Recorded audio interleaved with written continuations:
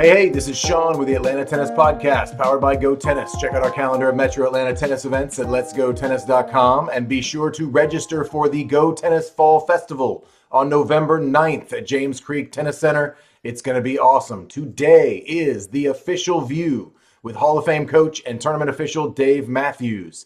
Today we are discussing the junior tennis cheater.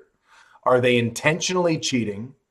Or do they just need more practice making line calls? And is it a parenting or coaching issue about doing the right thing? So, Dave, where do you want to start? Do you want to start with the example of the beginner player who's learning to watch a ball bounce and learn and realize where it actually landed? Sure.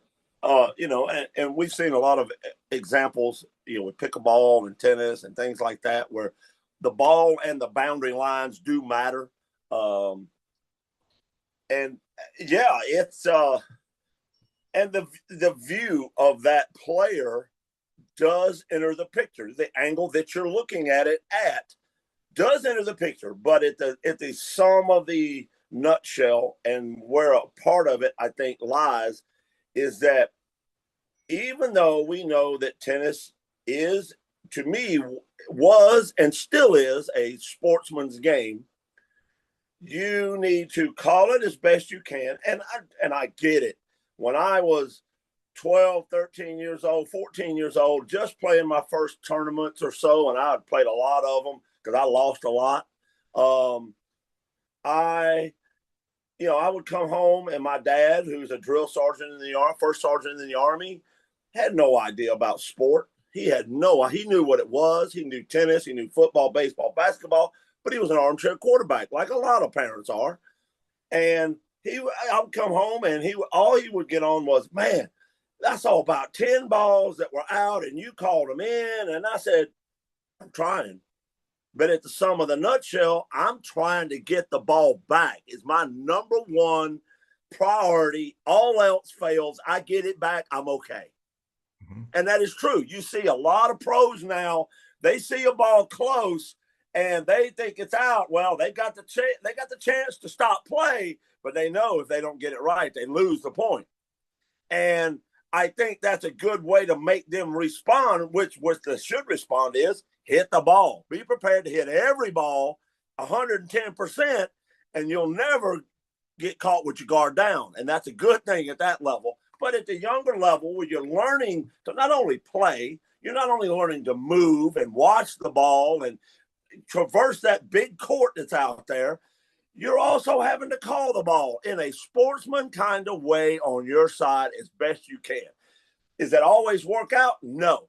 But you also learn how to deal with people on the other side of the net like you do in life. And that's a good thing to learn too. So, I always fall back to, if you can't call it, if it's not out and you're not absolutely sure it's out, you call it in. There are a lot of times when I'm playing now, but even back then, ball's going fast enough and I'm running and my head's bobbing up and down like a jackrabbit. Oh, that ball looks like a beach ball sometimes. And it might have snipped the line. Well, I'm hitting. And I usually going to hit it back pretty good. If I'm in that area, I'm going to hit it back pretty good. It ain't going to cost me much, if anything. And if nothing else, I get the ball in the court. I get to work you down a little more physically. Might be a good thing. But if we always are looking for the out ball, you start seeing them out more often than they really are. And when you get caught or you get, official happens to see you, things like that, all I can do is recommend you to not throw up what society does now in that big defensive system. Oh, you're just blaming me because I'm winning, or you blaming me because I'm short, or I'm tall, or whatever. And just say, he might be right. She might be right. The umpire might be right. They're standing there. They're not moving. And usually we're on the court before we go overruling somebody, usually. But that's where we are. We do so much now, I think, in the way of thinking they're out before they have even bounced, that we don't really give it a fair assessment. And the assumption can affect what we see or what we think we see. What I've found in my experience is just the child, especially, we just talk to children, but I think adults have the same issue. We are just as likely to miss a line call in your favor, in the opponent's favor, Sure. and playing an out ball. I see that more common in the juniors. Now, a lot of my experience is with lower level players. The higher level players, there's incentive to win at different levels and Sure. understanding when you can get away with a bad line call. And so there are some ways that we understand how this works. But in this case, what I'm looking at is a couple different options. The kid is either a bad kid. I mean, I don't mean in general, but just in this instance, willing to lie, and that's either inherent or taught, or That's right. a combination of both. And I think that's less common than we believe it to be. Sure. Now, if you'd ask other tournament parents, good chance they think it's really common. Right. But in my experience, knowing where that ball bounced is actually a very difficult thing to do. Like your example of running for the ball and knowing where it bounces. Is there a system that you use when you coach to help kids understand and practice this? I know we do some simple exercises with the kids to say, hey, where did the ball bounce? Go put the ball over there. Show me where you think it bounced. And like you said previously, we've had this conversation before, they can be 6 feet away. They walk over and they point and they're just looking at me like they're guessing. They have no idea. Right. Yeah, I think, it goes back to watching the ball. Like you said before, we talked a little bit earlier. Watching the ball is not if you want to go to high level, it's not an option. It's mandatory. This is just part of what you have to do. And when you accept that and you start watching the ball that closely, you start seeing things differently than what you did when you were looking at a vicinity of the ball. And that changes things. It did for me. I remember I think I had my racket strong when I was, I don't know, I think about 16 or 17. I went down to visit my brother, and I had my racket strong with some VS gut because it was the string, and it still is the string. But anyway, and I knew that on a winter or a chilly day, could be a late fall day or a late winter day or whatever, if it's chilly and I'm out there in the morning, gut, if you're not careful and you hit it around that frame, especially on a wood or aluminum racket, which we were using back then, it could break. And I didn't have the budget to just go replace it. I knew that if I broke that gut by not watching the ball, I was going to go back to Leona 66, which was about 15 times cheaper, because that's what budget was going to let go. And so I started learning how to really watch the ball because of things like that. I knew that it was no option. When I went out there, even just to hit and goof around, look at the ball, because you can break the string anytime in a chilly day.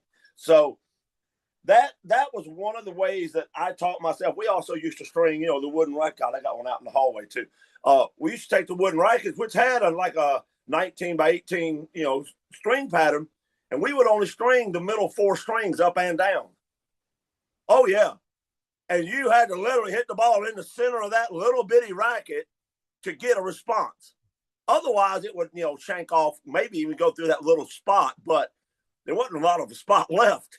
But you really had to hit it in the dead center to get any response. And it taught you a lot about watching the ball. And, you didn't hit the ball quite as hard to start with, when you started doing it, because you want to make contact and have a rally, try to have a rally. Oh, it took it to the extreme, but it taught you how to watch the ball, which I think a lot of kids take as it's just an instruction that Shaun or Dave throws at me. Watch the ball. Oh yeah, I got it. Oh, they're not even in it. They're barely on the side of the net with the ball. Well, we often don't teach them how to do the things we say. The bumper sticker phrases that coaches use. Sure. The kids don't know what it means. So if I'm saying I want you to watch the ball bounce, and then so that's where the exercises come in. I want you to watch it land, and then you're going to walk over there and tell me where it landed. And I can do that in front of 6 or 8 kids, and they will all go point to a different place. Sure. So aside from the beginner level where, okay, it's a skill, it is its own thing to learn. So let's assume there's some incompetence. Sure. There's some chances the kids are going to miss line calls unintentionally. They're not cheaters. Right. They just missed it. Now, my assumption there is that's to your benefit more than theirs. There's a You good chance they're playing a ball. I remember before I got glasses at 14 years old, and I remember the lines looked this big because my parents came to me and said, Shaun, you're playing out balls within a foot. That right. ball's a foot out, and you're playing the ball. Like it looks in. It looks like it's hitting the line to me. I got glasses, and all of a sudden, the world changed. Right. To be able to really look at it and see it. And a lot of kids are going to need that. Now, the kid that is intentionally making line calls, is there something to do about it? It's always the question. What do we do about cheating? Right? That's the toughest question to answer. And from a tournament official, from your point of view, your job is to enforce the rules and police it, but it isn't necessarily to fix it because there is no overall fix any more than we can just go change the coaches. You and I talk about searching for Bobby Fischer. Often we use examples. I think of the parent that's like, you can call me the man of many signals, right? Right. He's admitting that he's perfectly happy to cheat for his child to win. Right. And there are parents out there. I assume there are coaches out there. Oh, sure. So Sure. that's going to be hard to fight against. Sure. Sure. Is there some magic that can help? Or are we all just tilting windmills here? Well, no, I think, what I literally begin and continue to try to strive for with every kid, beginner, intermediate, advanced, is teaching them that, watching the ball, it's as simple as you say it is. To watch a ball, I tell them, when the ball comes over, your racket should be prepared to swing by the time my ball bounces as it comes over the net. That gets you prepared early enough for wind change, a skid on the court, hit a line, it skids. All that's, you're all prepared. And when that ball gets near that line to skid, you can still deem it in or out.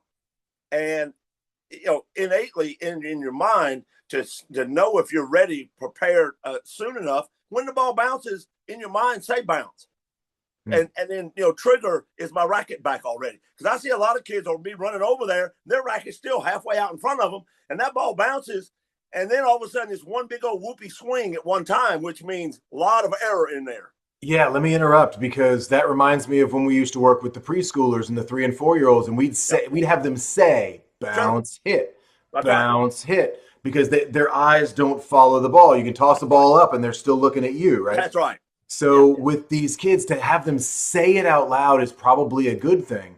Sure. Maybe we need a little more stated bounce hit when the kids are even better to say in and then hit the ball, or call it in or out as it bounces while you hit the ball. There's some ways we can train the kids, assuming you are like me and I am like you, and we are coaches that are trying to make good people as well. Absolutely. Because we've read The Boy Who Cried Wolf and we know how that scales. That's right. But in this case, what do we do with the kids that have been coached or parented poorly? Is there anything to do besides just police it? Yeah, and it gets policed. We have kids that will literally walk out on a court, and I tell them all the time, if they ask me, if you're walking out on the court and you're coming up against, Bobo the cheater, forewarn me. I'm not going to pick on him, but I will watch a little bit closer. In that case, there's some reputation, some kids with a reputation. And a lot of times, if Shaun is a tournament director and he's over there at the tournament desk and we've got the walkie-talkies that we talk to him on, like courts open, things like that. If I know I've got a possibility of a problem, the first thing I might ask the tournament director is, does he have a record? Does he have any outstanding points? Because generally speaking, that is your record. Oh, yeah. That's a thing? Oh, yeah. Oh, yeah. So when you get reported and I go out and I overrule your call, I will record that and it will go on your record. If it gets to be enough, you can start getting point penalties. You also get point penalties for not showing up for matches, especially backdraw matches, because as well as everybody does, you build character in that back draw while you're learning to be a good player. It teaches you to shut up, work your way through the main draw as long as you can, and when you don't, get over there and do your dirty work. Get those little points, because that helps you climb the ladder. And It teaches you to complete the task. You're there to play from point A to point B, everything in between. And then when it's all over, see when the smoke clears, where you wound up. I like that. I like that backdraw example because that is still a tournament to win. Whether Oh, you feel, I absolutely. remember my first round loss, I was a 2 seed in some state level tournament. I'm feeling good about myself, and I lost first round, and I was embarrassed. And I said, you know what? I had a bad day. That's Let's right. go knock out this backdraw. And I went through and I won it. And I mean, not bragging about myself, but that was the mindset, which Yep. is no, no, no. You know what? This is still a tournament to win, even Right. though I had that bad day, and that's hard to teach as well. It is. It is. And that's, I mean, I remember one time, and it was two guys, they drew each other first round at the Macon qualifier. And they were both ranked in the top 45, Mm-hmm. but they weren't high enough to be a 16 seed. And Mm-hmm. so they drew each other. One of them got beat, the other one goes in the back draw. And after and back then we were playing a back draw match in the morning at 8.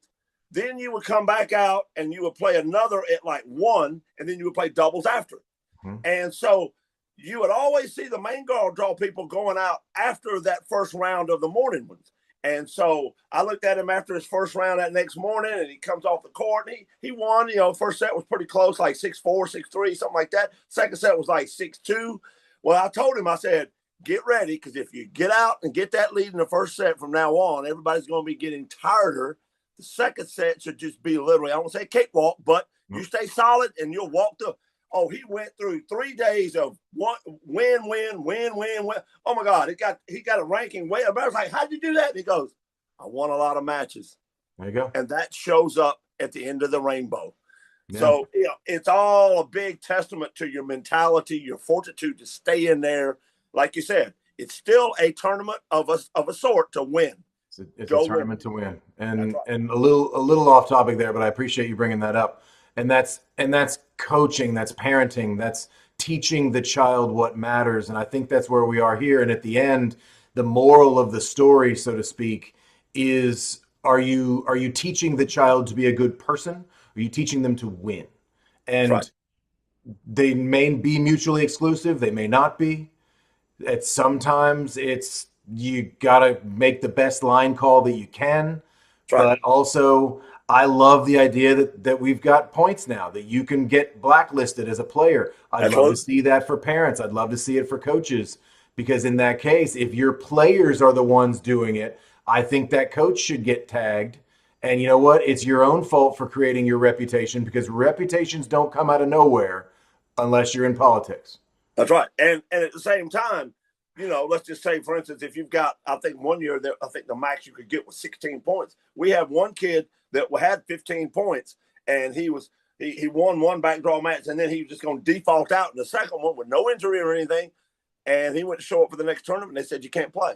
You got 16 points. You get to sit out a year. Whoa. Wow. And I'm like, it should be harder than that. It should be harsher than that. Let me tell you, to default one match, to me, it's just insane. It's got to be an injury. And to default enough 16 points, oh my God. That's half the tournament you played in. You default out of the back draw. Why? Because you didn't get a draw favorable. Guess who gets a favorable draw?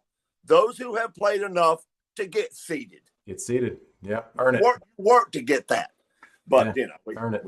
So in this case, it's difficult to change the people that are going to cheat.